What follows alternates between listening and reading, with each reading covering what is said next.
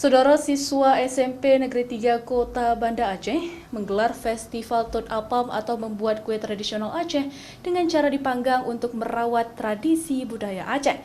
Kue tradisional khas Pidi ini merupakan makanan yang wajib dicicipi sebelum menyambut bulan suci Ramadan. Sejak pagi, guru dan siswa di SMP Negeri 3 Kota Banda Aceh sudah mempersiapkan bahan dan peralatan pembuatan kue apam.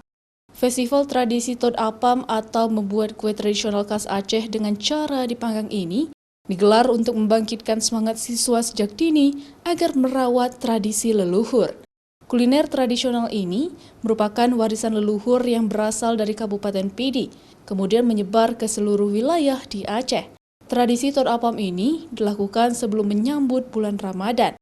Biasanya, masyarakat Aceh memasak kue tradisional ini untuk dijadikan takjil saat berbuka puasa sunnah di bulan Rajab. Kue apam ini biasanya disantap dengan campur kuah tuhe, yaitu terbuat dari santan yang sudah dimasak. Selanjutnya, diberikan aneka buah-buahan seperti pisang raja, ubi rambat, kolang kaling, serta diberi daun pandan agar rasanya lebih nikmat. Para siswa sangat antusias mengikuti festival Tot Apam ini. Kegiatan ini dijadikan sebagai ekstrakurikuler siswa agar mereka mengenal tradisi leluhur bahkan bisa dipraktekkan di rumah.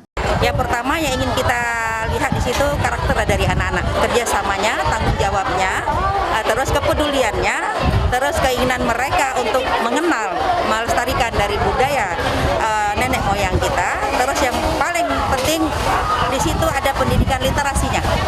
Literasi anak-anak dituntut untuk melihat, mengamati, menuliskan prosedur sampai nanti dia mempresentasikannya. Selain itu, kegiatan ini juga menuntut mereka untuk saling bekerja sama dalam membuat kue.